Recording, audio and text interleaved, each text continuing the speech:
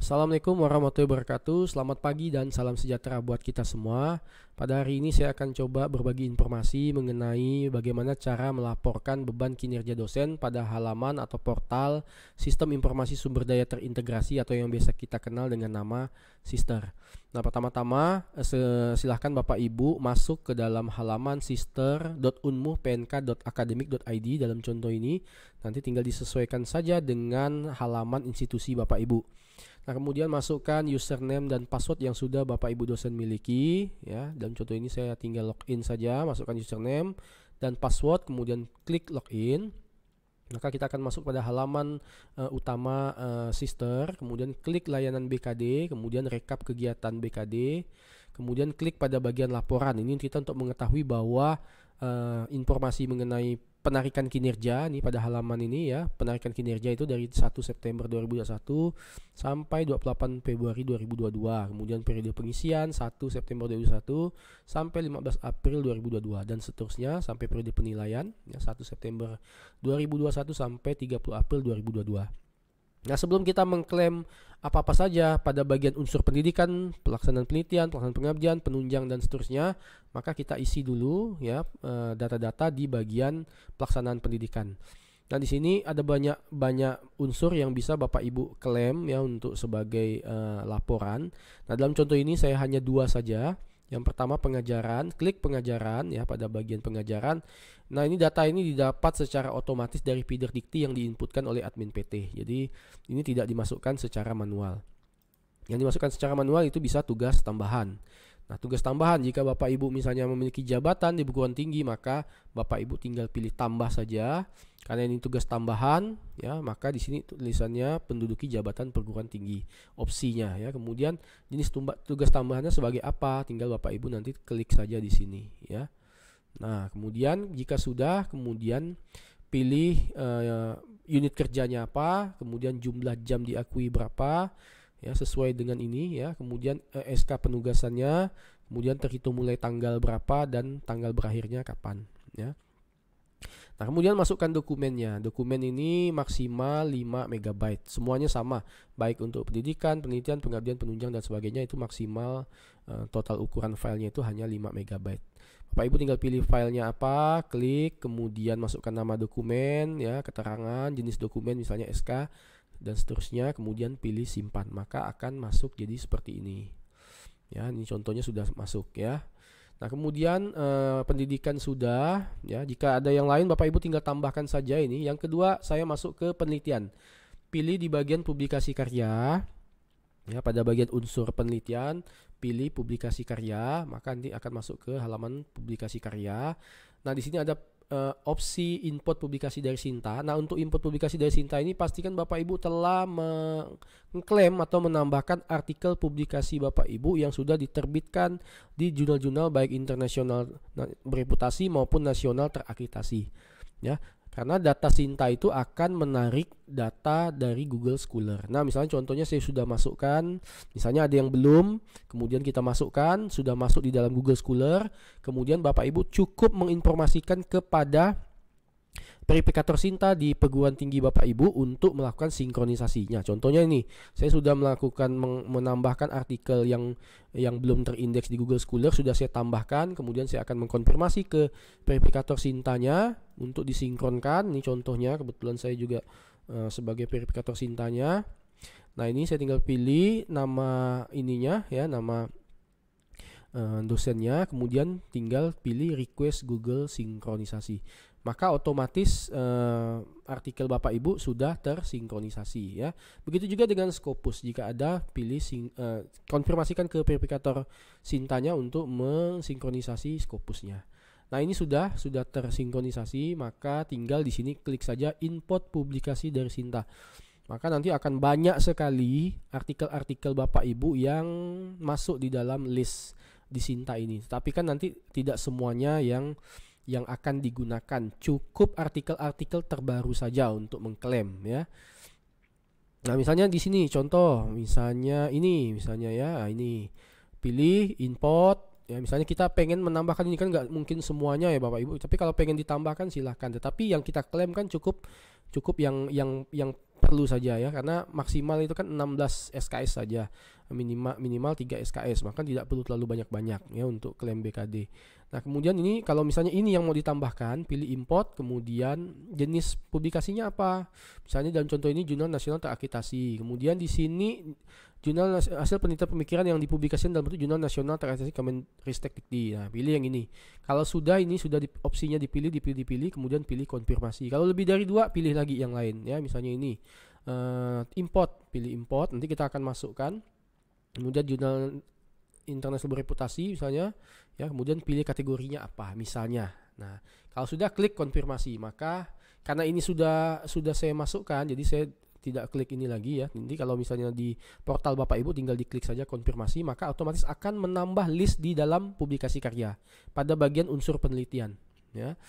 Nah di sini dalam contoh ini saya udah tambahkan dua publikasi ini Bapak Ibu harus hati-hati juga ya.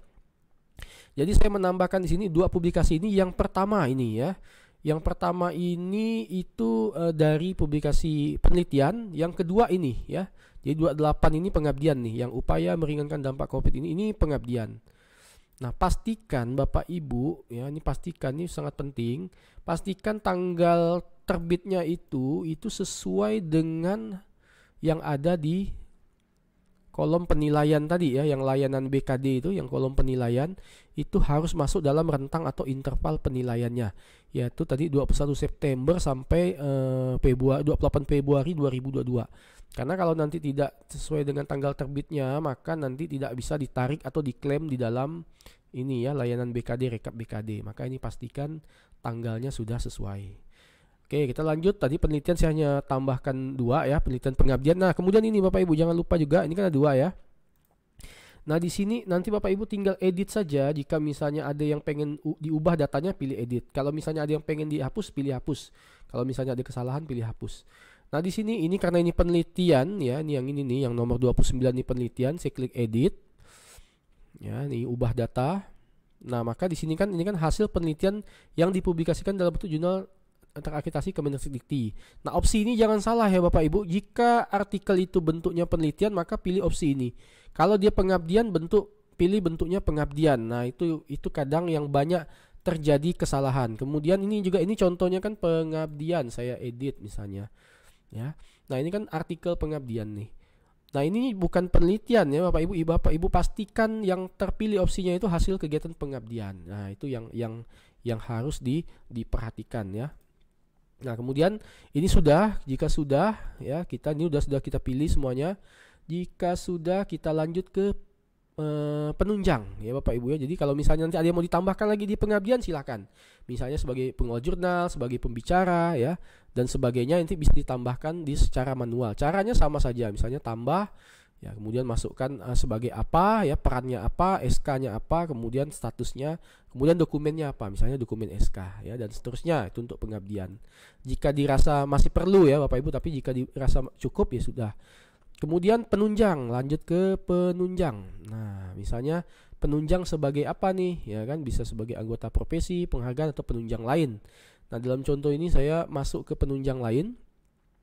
Nah, ini bisa Bapak Ibu tinggal tambahkan saja sebagai apa. Caranya tetap sama ya, ini sebagai penunjang, kegiatannya apa, jenisnya apa, instansinya apa, tingkat apa ya, nasional atau internasional dan seterusnya ya, lokal ya. SK penugasannya, tanggal mulai, tanggal selesai, dan seterusnya ya. Kemudian pilih filenya, nama dokumen misalnya SK misalnya, tinggal di-upload saja, kemudian simpan. Ini pastikan tidak lebih dari 5 MB ya Bapak Ibu. Nah, ini contoh ini saya sudah upload. Nah, ini muncul ya. Ini muncul sampai ini tanggal terhitung mulai 31 Desember 2022 ya. Nah, ini dan seterusnya. Jika ingin diedit, pilih saja edit ya, ubah data ya. Nah, apa misalnya ya, asesor penelitian misalnya ya, kementerian ya, instansinya, tingkat nasional, ini SK penugasan, tanggal mulai, tanggal selesai ya, ini opsi juga nih, tanggal selesai ya, ini perannya sebagai apa ya, dan seterusnya. Ini dokumen yang ditambahkan ini SK ya. Nah, kalau misalnya mau ditambahkan lagi, pilih tambahkan. Oh iya Bapak Ibu, tadi yang pendidikan, yang pengajaran tadi belum saya ini ya, jelaskan ya, yang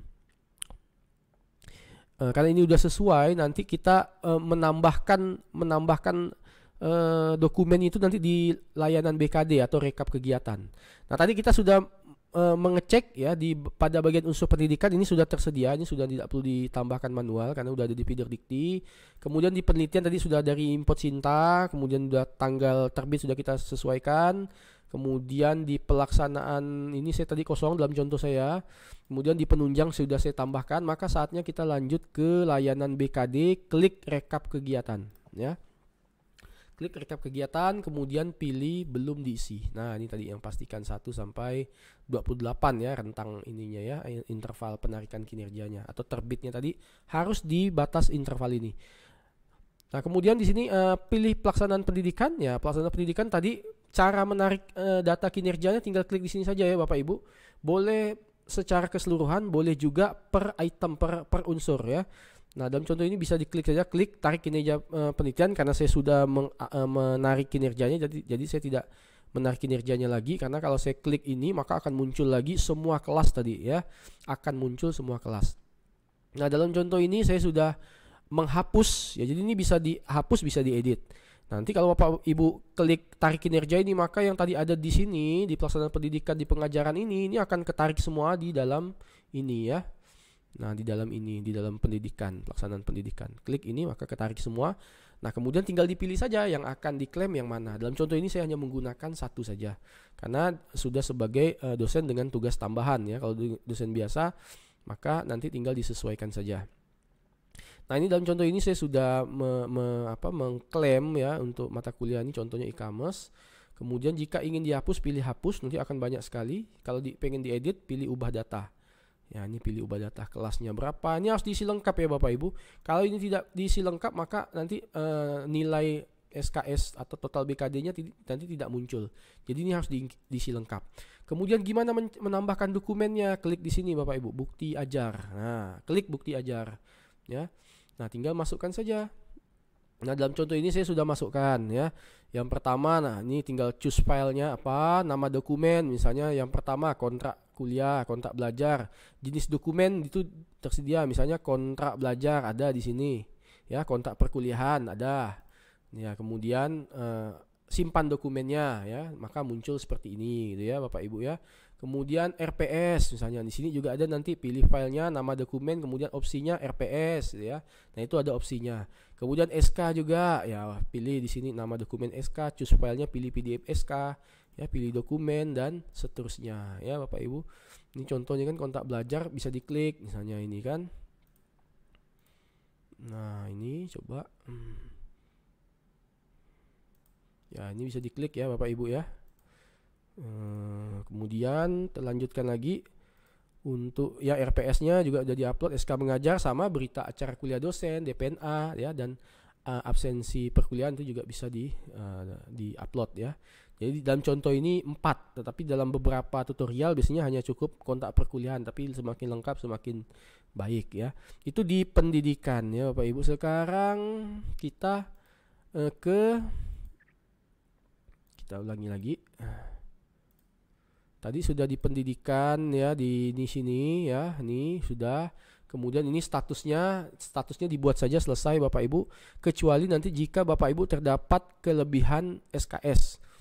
Nah, karena kan nanti di simpulan itu kan dia ada hijau atau merah kan, kalau dia kelebihan maka dia merah ya, tidak memenuhi.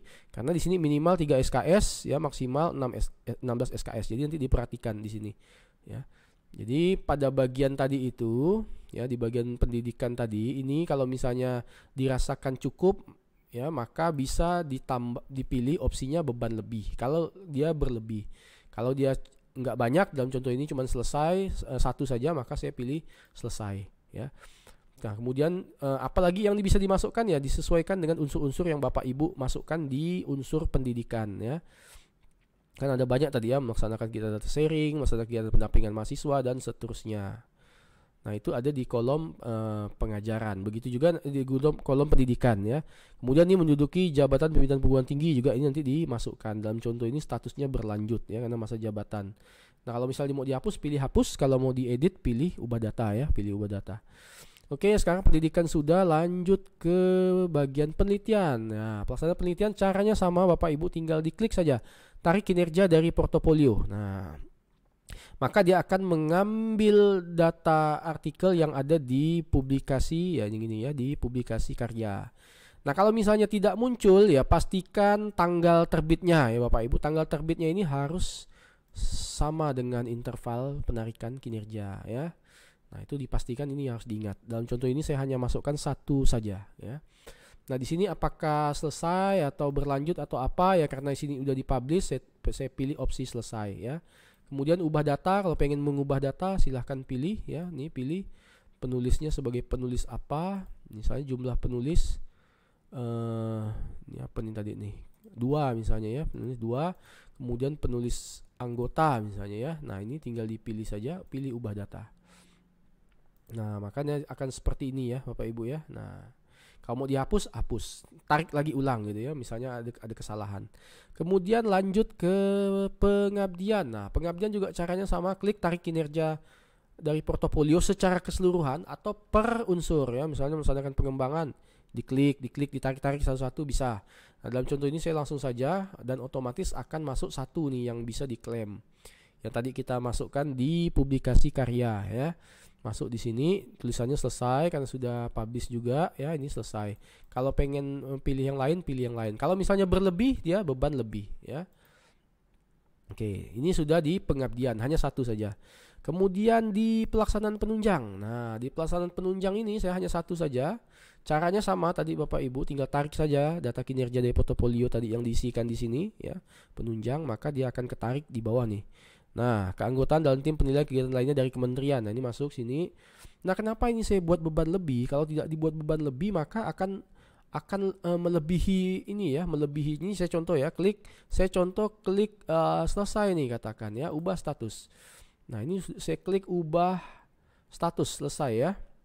Kita klik lihat lagi di bagian ini sudah selesai. Kita klik di bagian simpulan. Maka akan ya tidak memenuhi ketentuan undang-undang dosen, lebih batas kewajaran 16 SKS lebih 0,25. Nah, makanya tadi caranya itu ya itu kita harus pilih di sini statusnya itu beban berlebih ya. Ubah status. Dan ini tidak mesti di penunjang ya Bapak Ibu, bisa dipilih di bagian, misalnya kalau kebanyakan di pengajaran ya bisa nanti pilih saja opsinya beban berlebih ya pada mata kuliah atau kelas tertentu. Begitu juga di penelitian, kalau penelitiannya banyak ya pilih aja beban berlebih gitu ya. Nah, dan seterusnya. Ini contohnya saya beban berlebih, saya ubah lagi jadi beban berlebih, maka simpulannya akan seperti ini ya. SKS BKD-nya ini memenuhi syarat, memenuhi ketentuan undang-undangan. SKS lebih nih ya 0,5 ya. Walaupun sebenarnya kalau dosen dengan tugas tambahan ini boleh kosong, tapi informasinya setidaknya itu harus ada dilakukan ya. Nah, sekarang sudah kita sudah kita masukkan semuanya, sudah lengkap, maka selanjutnya pilih simpan permanen ya. Apakah saya mengklaim kegiatan pada laporan kinerja periode ini, maka kita lanjutkan dengan ya saya menyetujuinya. Sebetulnya saya sudah mengirimkan ini sudah lama, tetapi saya buka lagi karena banyaknya permintaan untuk membuat tutorial. Nah, di sini juga Bapak Ibu perhatikan, ini di sini sudah kondisi laporannya siap ya, statusnya siap untuk dinilai. Nah, di dalam sister ini itu ada beberapa peran ya. Pertama, peran sebagai dosen ya untuk mengajukan laporan BKD-nya. Kemudian juga ada unit BKD internal prodi dan internal PT ya untuk memvalidasi atau mengatur nanti penugasan asesor ya. Atau juga untuk membuka apakah status permanen laporan yang Bapak Ibu kirimkan. Kemudian ada juga di bagian asesor ya, misalnya Bapak Ibu login sebagai asesor dan punya NIRA dan kebetulan memang udah lulus assessment ya, persamaan persepsi, maka bisa menilai. Nah, dalam contoh ini tadi saya sudah siap untuk dinilai. Sekarang saya tunjukkan, karena kebetulan saya sebagai unit BKD internal prodi, saya tunjukkan juga bagaimana cara ininya menilai ya. Jadi Bapak Ibu nanti bisa tinggal dilihat saja. Nah, ini saya pilih BKD Rencana Laporan Ganjil 2021-2022 ya, klik. Nah, ini muncul seperti ini ya Bapak Ibu. Nah, dalam contoh ini saya klik daftar dosen, karena ini prodi, maka ini yang muncul. Ini akan kelihatan status Bapak Ibu ya.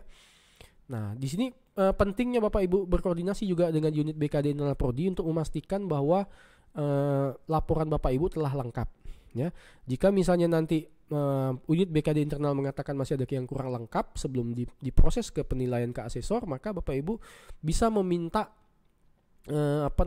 membuka permanen tadi ya laporan tadi, sehingga Bapak Ibu bisa melakukan perbaikan laporan atau menambahkan laporan-laporan yang belum lengkap.